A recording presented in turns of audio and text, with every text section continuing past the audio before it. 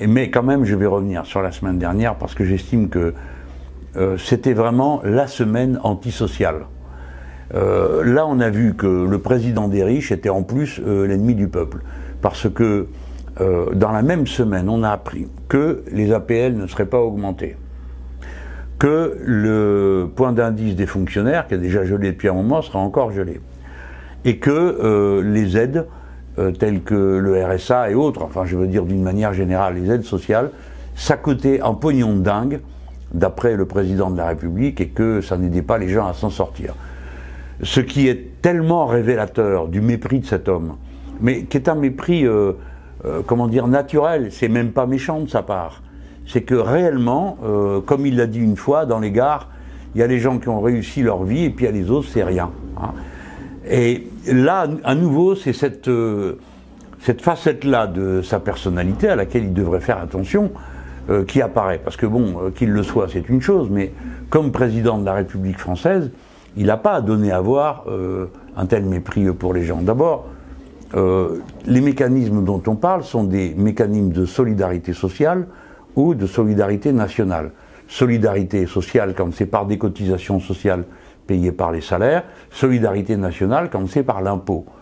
Et personne n'a jamais dit que les aides sociales étaient destinées à faire en sorte que les gens s'en sortent. C'est pas le sujet. Le sujet, c'est que la communauté, l'ensemble des citoyens, reconnaît des droits à chaque citoyen et les aide à avoir le minimum qui leur permet de vivre. Quand on dit minimum, c'est souvent très minimum. Et puis après, chacun fait sa vie. C'est pas de l'argent pour lancer une start-up. C'est de l'argent pour avoir ce minimum qui permet de donner à manger aux enfants, de s'habiller, des fois de se soigner quand c'est la couverture maladie universelle, ou des choses de cette nature. Donc il faut faire bien attention à la façon avec laquelle on parle, parce que il y a dans notre pays 9 millions de pauvres, hein, et ils ne sont pas responsables de leur pauvreté. Non, non, non, ils ne sont pas responsables de leur pauvreté. Est responsable de leur pauvreté le fait qu'il y a un chômage de masse, que quand le chômage dure trop longtemps, eh bien, ou bien on ne trouve pas un premier emploi, ou bien on ne retrouve pas d'emploi, et que par conséquent, on se trouve devant toutes sortes de difficultés, dont les gens qui sont bien portants et qui ont du boulot n'ont pas forcément idée. Mais au moins, ceux-là, ils respectent les autres. Tandis que le président de la République, lui, non, il ne les respecte pas.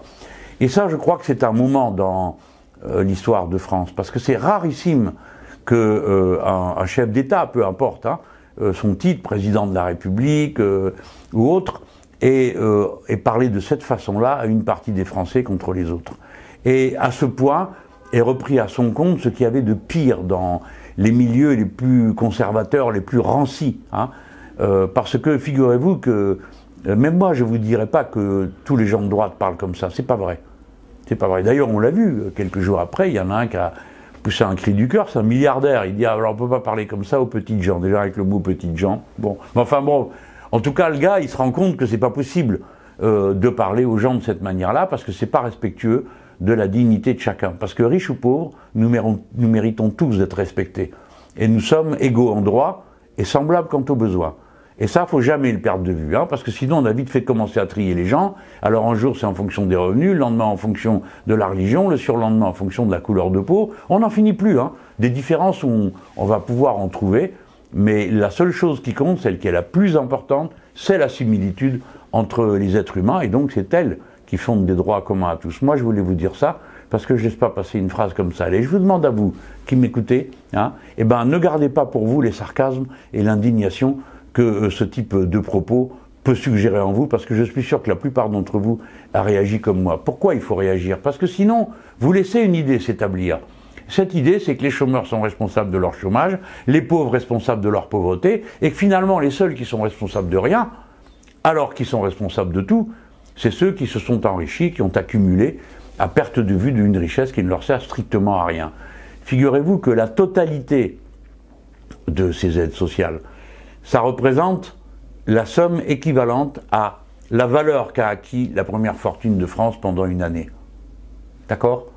Donc vous voyez bien, quand les uns s'appauvrissent, les autres s'enrichissent. Et il y a un lien entre les deux.